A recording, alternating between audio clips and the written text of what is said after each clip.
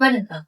மட்டக்களப்பு போதனா வைத்தியசாலையில் உங்களின் நலம் தேசத்தின் தலம் சுகாதார நேர்காணலின் மற்றொரு பாகம் ஒன்றினூடாக உங்கள் அனைவரையும் சந்திப்பதில் பெரும் மகிழ்ச்சி. இன்றைய எமது நேர்காணலில் கிழக்கு பல்கலைக்கழகத்தின் சௌக்கிய பராமரிப்பு விஞ்ஞானங்கள் பீடத்தின் மருத்துவ பேராசிரியரும் மட்டக்களப்பு போதனா வைத்தியசாலையின் விசேட வைத்திய நிபுணருமாகிய புரொஃபசர் பாக்கியரத்ன மயூரதன் ஐயா அவர்கள் தம்முடன் கலந்து கொண்டிருக்கின்றார். வணக்கம். இன்று எமது நேர்காணலில் மக்களிடையே மிகவும் பரவலாக காணப்படுகின்ற ஒரு நோய் நிலைமையாகிய உயர் குருதி அமுக்கம் பற்றித்தான் கலந்துரையாட உள்ளோம்.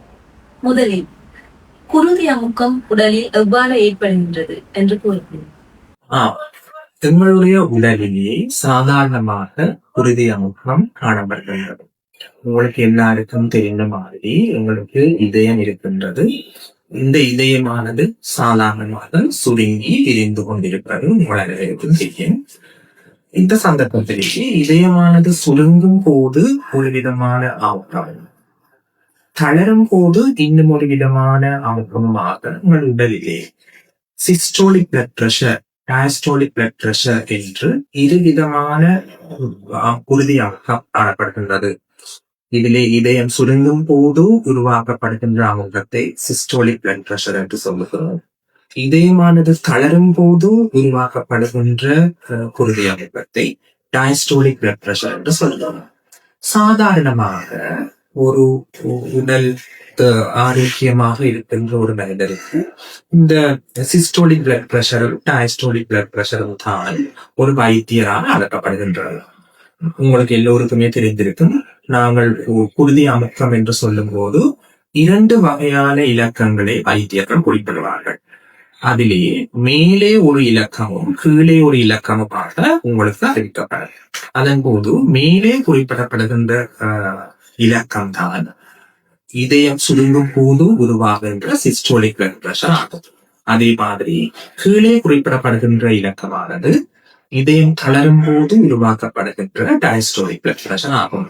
உதாரணமாக உங்களுடைய உயர் குருதி அமுக்கத்தை அளந்து ஒரு வைத்தியர் உங்களுக்கு 120/80 என்று சொல்லுவாராக இருந்தால், இந்த 120 என்று சொல்லுவது இதயம் சுருங்கும் போது உருவாகின்ற உயர் குருதி அமுக்கமும், 80 என்று சொல்லும் போது இதயம் தளரும் போது உருவாகின்ற குருதி அமுக்கமாகத்தான் இருக்கும். சாதாரணமாக ஒரு ஆரோக்கியமான மனிதர்களுக்கு மேலே குறிப்பிடப்படுகின்ற இந்த குருதி அமுக்கமானது கிட்டத்தட்ட 90 120 130 வரைக்கும் போகலாம். அதே போல கீழே குறிப்பிடப்படுகின்ற இந்த டயஸ்டோலிக் பிளட் பிரஷர் ஆனது ஒரு 60 80, ஆனால் இது கிட்டத்தட்ட 90 வரைக்கும் கூட சிலருக்கு போகலாம். ஆகவே எங்கள் அனைவருக்கும் சாதாரணமாக எங்களுடைய குருதி அமுக்கமானது கிட்டத்தட்ட எவ்வளவு இருக்க வேண்டும் என்பது மிக முக்கியமாக தெரிந்திருக்க வேண்டிய ஒரு விடயம். உடலில் சாதாரணமாக குருதி அமுக்கம் எவ்வாறு ஏற்படுகின்றது என்ற பொறிமுறையை பார்க்கிறோம். தற்போது உயர் குருதி அமுக்கம் என்றால் என்ன என்பது பற்றி சற்று கூற முடியுமாய? முந்தியதாக சாதாரண குருதி அமுக்கத்தின் அளவுகளை பற்றி நான் குறிப்பிட்டிருந்தேன். ஒரு ஆரோக்கியமான ஒரு மனிதருக்கு சிஸ்டோலிக் பிளட் பிரஷர் கிட்டத்தட்ட 90 120, இது ஒரு 130 வரைக்கும் கூட போகலாம். டயஸ்டோலிக் பிளட் பிரஷர் 60 80, கிட்டத்தட்ட அதை விட கொஞ்சம் கூட 90 வரைக்கும் போகலாம். ஆனால் இந்த குருதி அமுக்கமானது மேலே குறிப்பிட்ட சிஸ்டோலிக் பிளட் பிரஷர் 140 விடவும், கீழே குறிப்பிட்ட டயஸ்டோலிக் பிளட் பிரஷர் 90 விடவும் அதிகமாக இருக்கும் போது அதை நாங்கள் உயர் குருதி அமுக்கம் என்று சொல்கின்றோம்.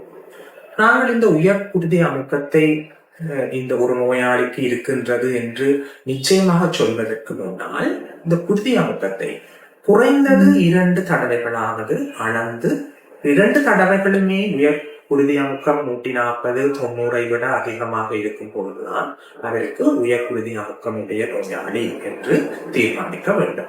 ஏனென்று சொன்னால் எங்களுடைய உடலிலே குருதி அமுக்கமானது ஒரே அளவாக இப்போதும் இருப்பதில்லை. இதயம் சுருங்கி விரியும் போது கொஞ்சம் கொஞ்சம் மாறுபடலாம். அதை விட எங்களுடைய உடல் அசைவுகள், உடல் தொழிற்பாடுகளை பொறுத்தும் எங்களுடைய குருதி அமுக்கமானது சற்று மாறுபடலாம். எனவே உயர் குருதி அமுக்கம் என்று ஒரு நோயாளிக்கு நாங்கள் தீர்மானிப்பதற்கு முன்னதாக குறைந்தது 2 தடவைகளாவது அந்த நோயாளி ஓய்வாக இருக்கும் போது குருதி அமுக்கத்தை அளந்து உயர்வாக இருக்கின்றது என்பதை தீர்மானித்த பின்னர் தான் நாங்கள் ஒரு நோயாளிக்கு உயர் குருதி அமுக்கம் ஒரு நோயாக இருக்கின்றது என்பதை தீர்மானிக்க வேண்டும். உயர் குருதி அமுக்கம் என்பது ஒரு விரிவான தலைப்பாகும். உயர் குருதி அமுக்கத்தில் பல்வேறு வகைகள் உள்ளன. அவை பற்றி சற்று விரிவாக கூற முடியுமா? நான் முன்னரே கூறிய மாதிரி சிஸ்டோலிக் பிளட் பிரஷர் 140 விட அதிகமாகவும் டயஸ்டோலிக் பிளட் பிரஷர் 90 விட அதிகமாகவும் இருக்கும் போது நாங்கள் உயர் குருதி அமுக்கம் என்று சொல்லுகின்றோம். சில நோயாளிகளுக்கு இந்த 2 இலக்கங்களுமே அந்த குறிப்பிட்ட அளவை விட அதிகமாக இருக்கும். சில நோயாளிகளுக்கு ஒரு இலக்கம், அதாவது சிஸ்டோலிக் பிளட் பிரஷர் மட்டுமே அதிகமாக இருக்கலாம், டயஸ்டோலிக் பிளட் பிரஷர் நார்மலாகவே இருக்கலாம். எப்படி இருந்தாலும் இந்த 2 இலக்கங்களில் எதுவாவது மிக அதிகமாக தொடர்ச்சியாக இருக்கும் போது நாங்கள் அதை உயர் குருதி அமுக்கம் உடைய நோயாளி என்றுதான் சொல்லுகின்றோம். இதற்கான காரணங்கள் பல வகையாக இருக்கலாம்.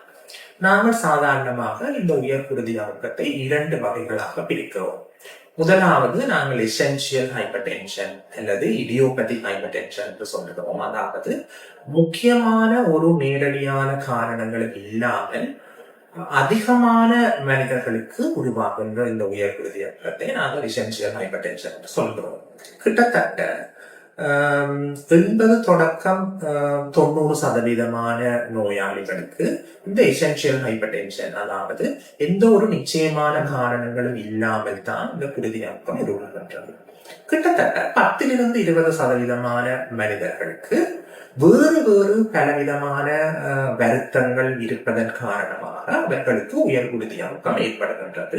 இவற்றை நாங்கள் செகண்டரி ஹைப்பர்டென்ஷன், அதாவது வேறு ஒரு நோயின் காரணமாக அவருடைய உயர் குருதி அமுக்கம் உயர்வாக இருப்பதை நாங்கள் சொல்கிறோம். இதிலே முதலாவது சொன்ன அந்த எசென்சியல் ஹைப்பர்டென்ஷன் என்பது எப்படியான ஆட்களுக்கு உருவாகுது என்று சொல்லி பார்த்தோமாக இருந்தால், பரம்பரை அளவுகள் மிகவும் முக்கியமான விடயம். அதாவது பரம்பரையாக ஒரு தாய் தகப்பனுக்கு குருதி அமுக்கம் உயர்வாக இருந்தால் அவர்களுடைய பிள்ளைகளுக்கும் அந்த ஒரு 40 வயசை தாண்டும் போது அந்த குருதி அமுக்கம் உயர்வாக வருகின்றது. பரம்பரையாக இந்த குருதி அமுக்கம் தொடர்ச்சியாக பரம்பரையாக கடத்தப்படலாம். அதை விட எங்களுடைய உணவு பழக்க வழக்கங்கள், அதாவது அதிகமாக உப்பை உட்கொள்வது, மற்றது ஸ்மோக்கிங், அதாவது புகைப்பிடித்தல், மதுசாரம் அருந்துதல், உடம்பு அளவுக்கு அதிகமாக பருமனாக இருத்தல், நாங்கள் ஒபேசிட்டி என்று சொல்கிறோம். இப்படியான காரணங்களால் தான் இந்த எசென்சியல் ஹைப்பர்டென்ஷன் உருவாகின்றது. செகண்டரி ஹைப்பர்டென்ஷனுக்குரிய காரணங்களை நாங்கள் பார்த்தோமாக இருந்தால், மிக முக்கியமான காரணங்களாக சிறுநீரகம் சம்பந்தமான நோய்கள் ஏற்படும் போது அது ஏற்படுகின்றது. அதாவது உங்கள் எல்லாருக்கும் தெரிஞ்சிருக்கும், சிறுநீரகம் நிரந்தரமாக செயலிழத்தல், அதாவது குரோனிக் கிட்னி டிசீஸ் என்று நாங்கள் சொல்லுகிறோம். சிறுநீரகம் பழுதாகும் போது, நிரந்தரமாக அதனுடைய தொழிற்பாட்டை இழக்கும் போது அவர்களுடைய உடலிலே குருதி அமுக்கமானது அதிகரித்து ஹை பிளட் பிரஷர் அவர்களுக்கு உருவாகும்.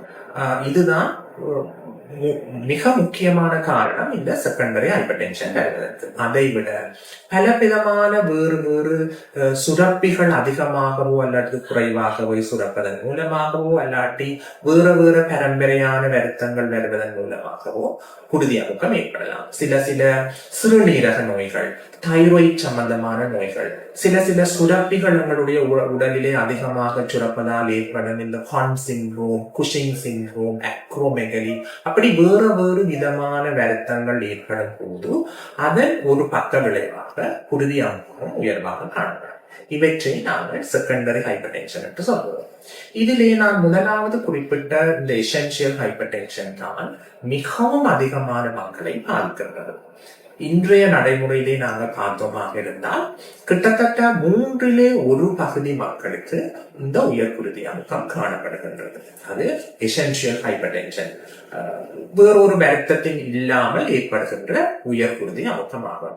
நீங்கள் சாதாரணமாக ஒரு 100 பேர் நாங்கள் எழுந்தமானமாக அவர்களை கண்டுபிடித்து நாங்கள் உயர் குருதி அமுக்கத்தை அளந்து பார்ப்போமாக இருந்தால் அதிலே கிட்டத்தட்ட 33 பேருக்கு குருதி அமுக்கம் உயர்வாக இருக்கிறதை நாங்கள் அவதானிக்கக்கூடிய மாதிரி இருக்கிறது.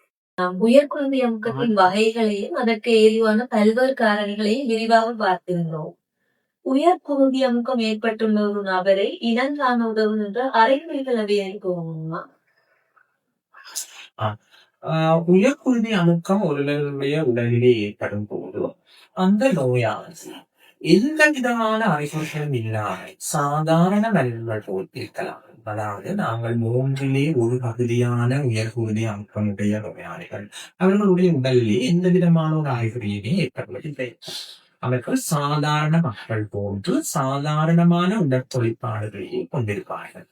அவர்களுக்கு உயர்குருதி அமுக்கத்தால் எந்த விதமான அறிகுறியும் ஏற்படாததால் அவர்கள் வைத்தியசாலைக்கு வருவதில்லை.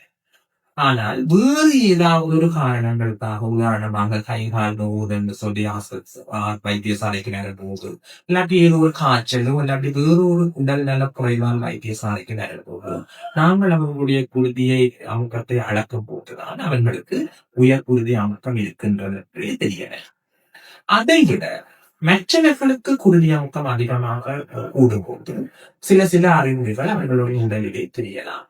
தலைவலி ஏற்படலாம், தலை சுற்று ஏற்படலாம், சிலருக்கு கால் வீக்கங்கள் உருவாகலாம், சிறுநீர் கழிப்பதிலே பிரச்சனைகள் ஏற்படலாம், சிறுநீர் அளவை விட குறைவாக கழியலாம், சிலருக்கு நெஞ்சினோ மார்படைப்பு போன்ற பெரிய வருத்தங்கள் உயர்குருதி அமுக்கத்தின் காரணமாக ஏற்படலாம். சிலருக்கு ஒரு பக்கம் கை கால்களை இழுக்கிறது, நாங்கள் சொல்லுவோம் பக்கவாதம் என்று சொல்லுவோம், ஸ்ட்ரோக் என்று சொல்லுவோம். அப்படியான நோய்களோடு வைத்தியசாலைக்கு வரலாம். அப்படி வரும் போதுதான் எங்களுக்கு உயர்குருதி அமுக்கம் அவருக்கு இருக்கிறது என்று தெரியல. எனவே மெஜாரிட்டி மிக அதிகமான மக்கள் எந்த விதமான அறிகுறியுமே இல்லாமல் தங்களுடைய உயர்குருதி அமுக்கம் இருக்கின்றது என்று தெரியாமல் இருப்பதுதான் மிக அதிகமாக இருக்கிறது.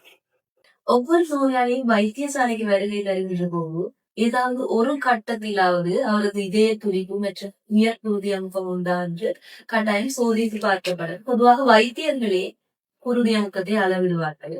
எனினும் இத்தகைய ஒரு முக்கியமான அளவீட்டை அளக்கும் போது பின்பற்ற வேண்டிய சரியான நடைமுறைகள் பற்றிய கவனத்தில் எடுத்துக்கொள்ள வேண்டிய விடயங்கள் பற்றியும் பெற்றுக்கூற முடியுமா ஐயா?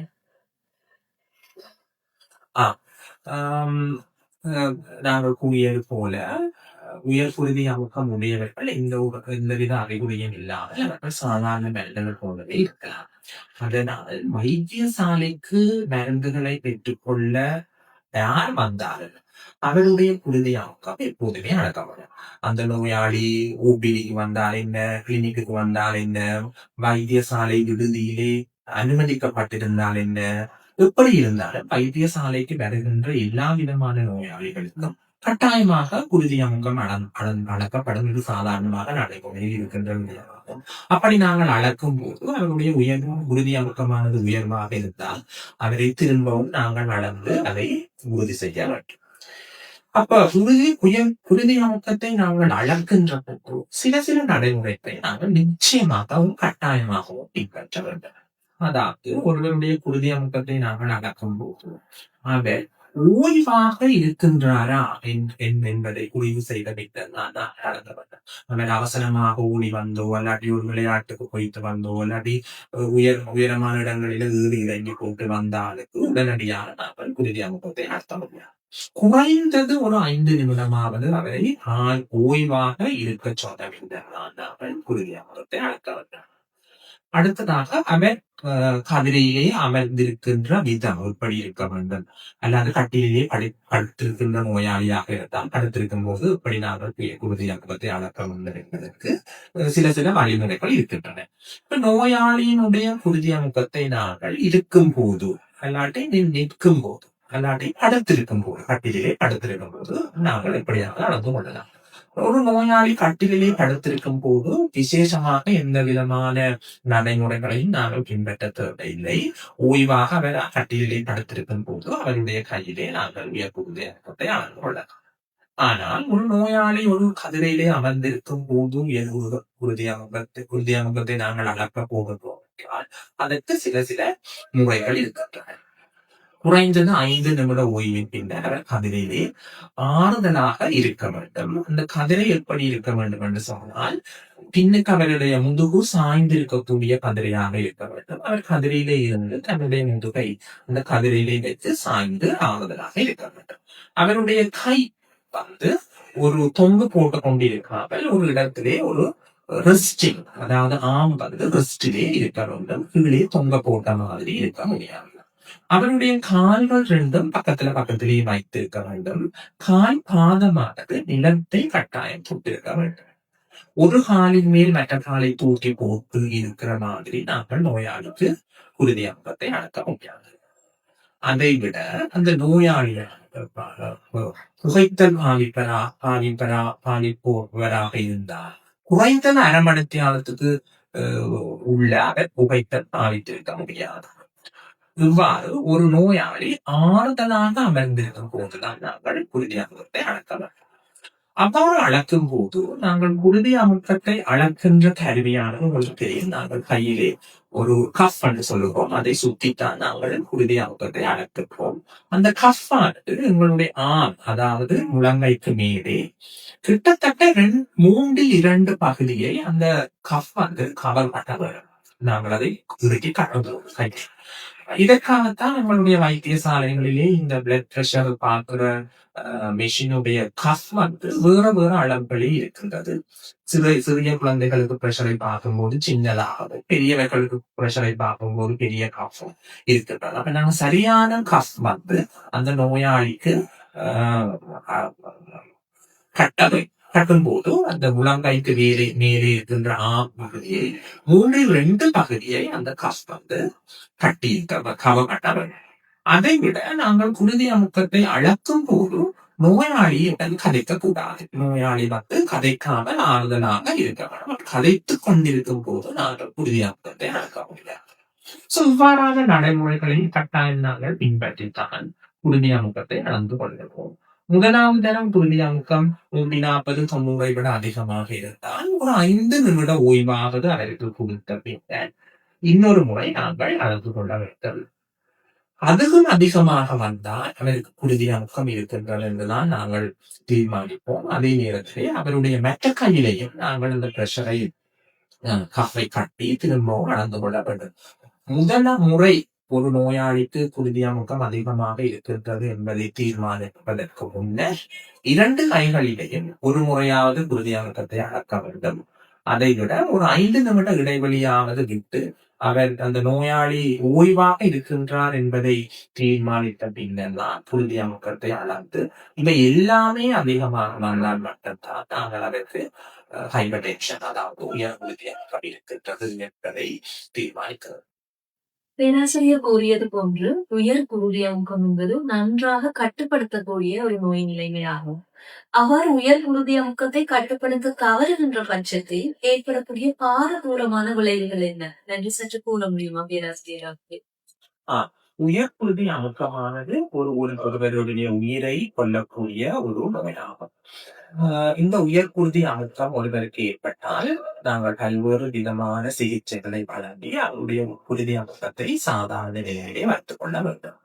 இவ்வாறு வைத்துக் கொள்ள தவறும் பட்சத்திலே நோயாளிக்கு பல விதமான பிரச்சனைகள் உருவாகலாம். உயர் குருதி அமுக்கமானது நம்மளுடைய உடலிலே முக்கியமாக 5 உறுப்புகளை பாதிக்கும். முதலாவது நாங்கள் சொல்லுவோம் மூளை, அடுத்ததாக கண்கள், மூன்றாவதாக இதயம், அடுத்தது சிறுநீரகங்கள், கடைசியாக எங்களுடைய இரத்த குழாய்கள். இதை நீங்கள் பார்த்தீங்களானால் எங்களுடைய முழு உடல் பாகங்களிலே கிட்டத்தட்ட இந்த 5 உறுப்புகளுக்கே அடங்கிவிடும். இதிலே நாங்கள் மூளையை பார்க்கும் போது உயர் குருதி அமுக்கம் அதிகமாகும் போது பக்கவாதம் அல்லாட்டி பார்சவாதம் என்று சொல்லுவோம். ஒரு பக்கம் கையை காலில் இருக்கலாம், அதாவது இரத்த குழாய்கள் அடைபடலாம், அல்லாட்டி மூளைக்கு போற இரத்த குழாய்கள் வெடித்து இரத்த கசிவு மூளையிலே ஏற்படலாம் உயர் குருதி அமுக்கத்தின் காரணமாக. கண்களை பொறுத்தவரையும் ஒவ்வொரு விதமான நுழைய பிரச்சனைகள் கண்களிலே உருவாகலாம். உயர் குருதி அமுக்கத்தால் மிக பாரதூரமாக ஒரு நோயாளி கண் பார்வையை இழக்கலாம் குருதி அமுக்கம் அதிகரித்தது. அடுத்ததாக நாங்கள் இதயத்தை பார்க்கும் போது உயர் குருதி அமுக்கத்தின் காரணமாக மார்படைப்பு ஹார்ட் அட்டாக் என்று சொல்கிறோம். மார்படைப்பு வரலாம். ஹார்ட் ஃபெயிலியர், அதாவது இதயம் செயலிழந்து போய் ஹார்ட் ஃபெயிலியர் கூட உயர் குருதி அமுக்கத்தின் காரணமாக ஏற்படலாம். அதை விட இதய துடிப்பிலே சீரற்ற தன்மை இருமியாஸ் என்று சொல்லுவோம். பல்வேறு விதமான இதய துடிப்பின் சீரற்ற தன்மைகள் ஒரு நோயாளிக்கு உயர் குருதி அழுத்தத்தின் காரணமாக ஏற்படலாம். முக்கியமாக சிறுநீரகத்தை பார்த்தீர்களாக இருந்தால் உயர் குருதி அமுக்கம் உருவாகும் போது சிறுநீருடன் இரத்தம் வெளியேறலாம், சிறுநீருடன் புரதம் வெளியேறலாம். அதையும் தாண்டி சிறுநீரகம் முற்று முழுதாக நிரந்தரமாக பரதாகலாம். அதை நாங்கள் குரோனிக் கிட்னி டிசீஸ் என்று சொல்கிறோம். எல்லா நோயாளிகளுக்கும் இந்த குரோனிக் கிட்னி டிசீஸ் சிறுநீரகம் செயலிழக்கும் போது ஆரம்ப கட்டத்திலே சிறுநீரின் அளவு குறையும் என்று சொல்ல முடியாது. சில நோயாளிகளுக்கு மிக கடுமையாக சிறுநீரக பழுதாகும் வரைக்கும் சாதாரணமான அளவிலே கூட சிறுநீர் கழிக்கலாம். இப்ப சிறுநீர் கழிக்கும் அளவை மட்டும் வைத்துக் கொண்டு ஒரு நோயாளியின் சிறுநீரகம் சரியாக இருக்கின்றது என்று நாங்கள் கூற முடியாது. கடைசியாக இரத்த குழாய்களை இந்த உயர் குருதி அமுக்கம் பாதிக்கும் போது இரத்த குழாய்களிலே வெடிப்பு ஏற்படலாம், இரத்த குழாய்களிலே அடைப்பு ஏற்படலாம். இதன் காரணமாக உடல் உறுப்புகளுக்கு போகின்ற இரத்தம் குறையலாம். முக்கியமாக கால்களுக்கு போகின்ற இரத்தங்கள் எல்லாம் குறைத்து மனிதனுடைய உடலிலே பல்வேறுபட்ட பிரச்சனைகள் ஏற்படலாம். இதன் காரணமாக சடுதியாக ஒருவருக்கு உயிரிழப்பு கூட ஏற்படலாம். குருதி அமுக்கம் மிகவும் அதிகமாக போகும்போது. இதனால் நாங்கள் கட்டாயமாக உயர் குருதி அமுக்கத்தை கட்டுப்படுத்தி சாதாரண அளவிலே வைத்திருக்க வேண்டியது மிக முக்கியமான விடயம்.